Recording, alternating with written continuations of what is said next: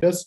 Welcome to Jan Aengenvoort from company NextKraftwerke, which is a company which is managing a virtual, or I don't know whether you say one virtual power plant.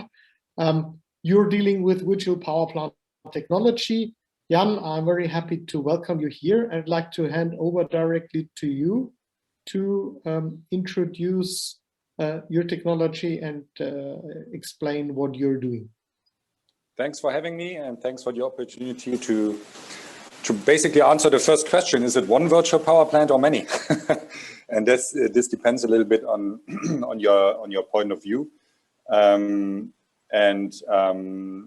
I would like to start with just shortly showing what a virtual power plant is and why there is a need for it, and then I'll be, of course, very open to questions. So a virtual power plant, and this is where the name comes from, is basically the idea to aggregate hundred thousands of decentralized energy assets, also wind power, of course, in one central control system, and thus mimic basically the role from the market perspective that conventional power plants used to have.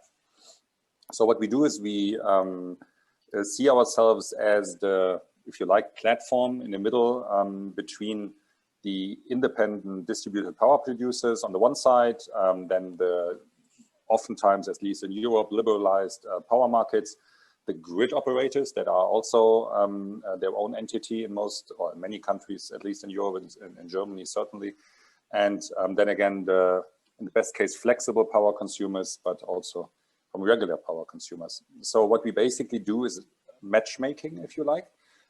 So we forecast the renewable energy production from each and every network unit where we have a live data access to, so that we know what amount of power is going to come into the grid from each unit individually, but then of course aggregated into the whole pool, as we call it, into the whole fleet.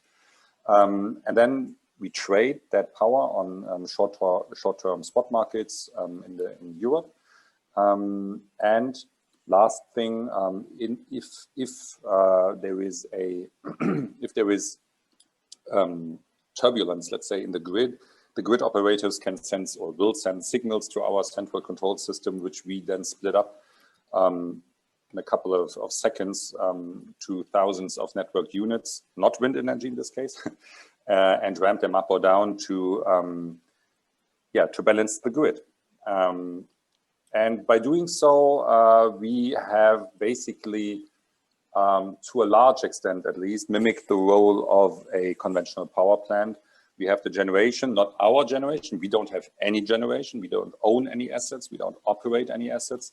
But we provide, if you like, the forecasting for the generation, the trading, the billing of the generation, and also the dispatch, which is in a way at least as important as the generation itself.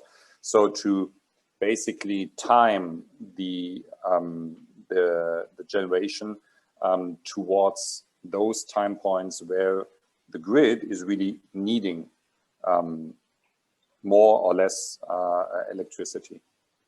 Today we have networked even now more than 10,000 assets with slightly less under 10,000 megawatt in capacity. We are operating in a couple of European countries, mostly Germany's neighboring countries. But for the sake of time, let me get through this pretty quickly. We also use this technology platform that we have assembled to network and to dispatch all those assets to third parties. So your question, Stefan, is there one virtual power plant or many? Depends on your viewpoint.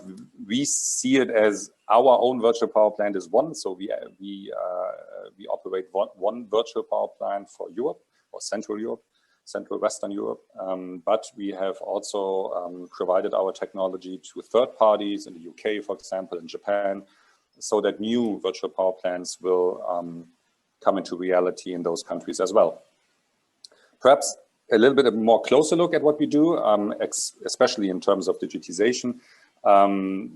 If you have those 10,000 assets, or when we had those 10,000 assets in Germany, before the technology of virtual power plants came into existence, What we had was this, you can't even call it strategy, but this fact that the produce and forget mode was high up and running. So everyone was just from the renewable side at least, was producing, and then there was a cut, and then the grid operator had to take care of the in-feed.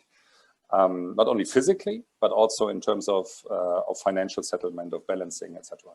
And with the introduction of a virtual power plant, we now have live knowledge of what is happening at each plant. And so we have more lead time to dispatch or to trade, but also to dispatch each individual unit.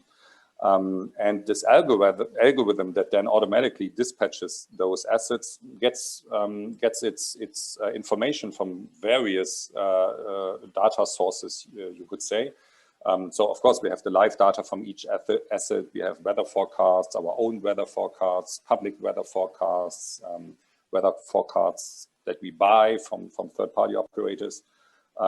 We have the control reserve set points, what I just said, from the TSO. So they feed in, okay, virtual power plant, now we need 10 megawatts more in the next couple of seconds. We have power exchange price forecasting, et cetera, et cetera. So we have all kinds of different data sets that get meshed basically into one optimized schedule that then will be sent back to each and every individual unit. And this way we can basically say goodbye to this produce and forget mode and this barrier that used to be between the individual operator and the market and the grid operator. I already mentioned that. So one product that we have is grid stabilizing flexibility. So we use this fleet of network units to balance the grid according to not only the needs of the TSO, of the transmission system operator, but also, and then it gets complicated, taking into account the restrictions that each and every individual unit has. So if we get a call or an activation of, let's say, 20, 25 megawatts, for example, upwards flexibility, so to ramp up from the TSO, we then split up this signal into a couple of hundred, actually, sometimes a couple of hundred individual signals that then will be transferred automatically to the individual site. And our signal then dispatches or ramps, in this case, ramps the unit up. Or if it's a consumer, ramps it down. It has the same effect, of course. We have amassed more than 1,500 megawatts of high class, let's say, flexibility, mostly coming from bioenergy, a little bit hydro, a little bit electrolyzers on the demand side. We have the first projects, not only pilot projects, but actual projects with electric vehicles in the Netherlands. And this is this kind of very colorful fleet of different technologies that we have put together, which is, we are very technology neutral, you could say. So as long as it is clean tech and flexible, there is something that we can do with it, basically. Wind is something that is not used today for this product, for control reserve delivery. There are technical reasons, but there are also economic reasons. Technical reason number one is, of course, you cannot provide upwards flexibility that easily with wind, because you cannot produce more wind if there is not more wind. You could, but you could definitely provide downward flexibility. But even then, the TSOs need a what they call a controlled set point, at which point basically the turbine, at which capacity the turbine is running, to then be able to trust that it will be able to go down from that exact and 100% sure in-feed. And this is technically feasible. There have been other parties, not us, but other parties that have shown that it is possible to deliver control reserve through that method, but then it is not economical. But because who would turn down the wind turbine to a 100% secure, basically, supply over the next couple of hours and lose all the electricity generation that would happen above that that line, just to provide negative balancing energy. So this will be very interesting to see which role wind and, by the way, solar will have in this in this control reserve market in the future. There are a lot of talks and there is a lot of discussion with TSOs, with scientists, etc., as to how we can use the flexibility that even wind and solar have. And I'm sure there will be good news basically over the next, let's say, 5 years in that regard as well. Then I said already, power trading, this is the core business that we have with wind and solar then.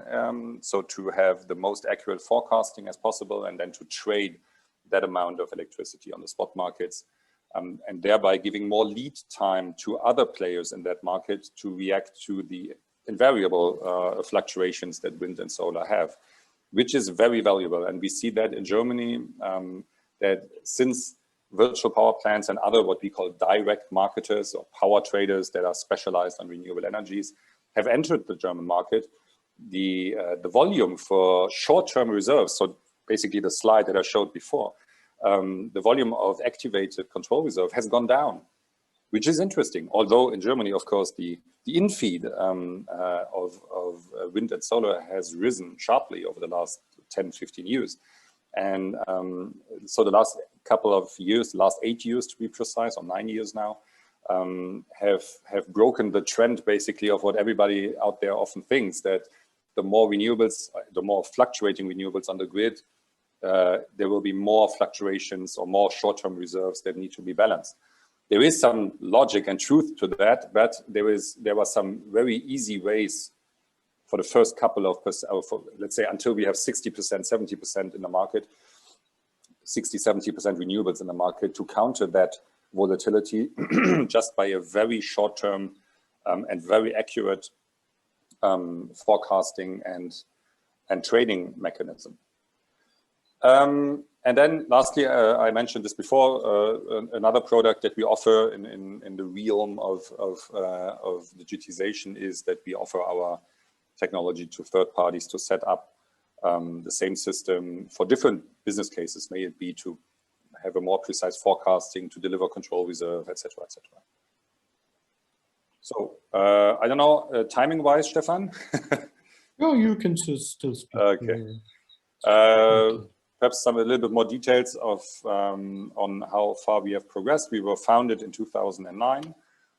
Today we are active in, as I said, a couple of Central European, Western European countries with our own virtual power plant, plus a couple of virtual power plants that we are now co-running in other parts of the world. We have more than 10,000 assets under management at the moment. As you can see, the power delivery that we have directly to consumers is very low. So 140 gigawatt hours is not much.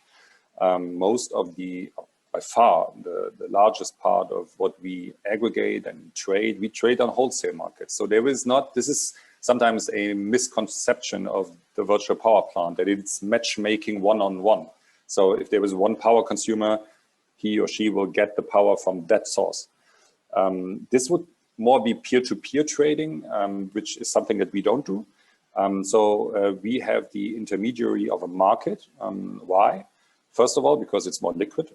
And the second reason is that you have very good price signals coming from short-term markets to balance out the whole system, rather than balance out, like, let's say, two individual parts of 2 million that are 92 million if you count every consumer, or more than 100 million units basically that you have in Germany, for example. So we use the market as an intermediary for clearing, of course, but also for a more systematic approach than to have this one-on-one connection between a consumer and a producer.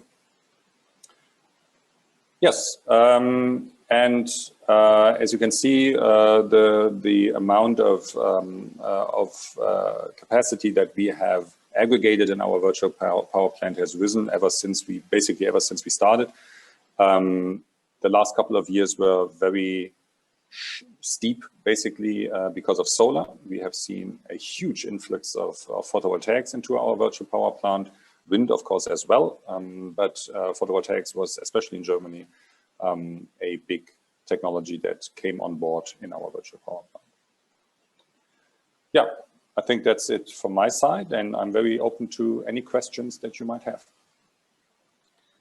Yeah, thank you so much. And just I remember I think the growth is quite impressive. The last time I heard you, you were at 3 gigawatt or something that you were controlling, and now You mean in Pakistan, when we met in Pakistan the last time? We should have had way more than 3 gigawatts back then already. So I would guess we were at 8 or 7 perhaps. At that time, okay. Yeah, maybe the first time that you heard of us, yeah, we were probably very small. But already you mentioned that we met indeed last time in person. That was in Pakistan, the times when we could still travel. That's true. Which was, of course, was my last today, time. but of course it's great that we can still meet in this way now. Yes. Do we have any questions from anyone here? I think this sounds for me like really we have really great presentations which somehow also fit to each other. Because when I listen to all of you, that sounds quite exciting. I think of the potential synergies between what you all you have started, some of you long ago, like now what we just heard, and others just with beginning, and we're just at the beginning of this development. So as there is no direct question, if you still have any questions, please write in the chat window here. I would say again, thank you, Jan, and greetings to Cologne, 30 kilometers from here. Yes. Not so far, still we have problems to meet, but anyway, thank you.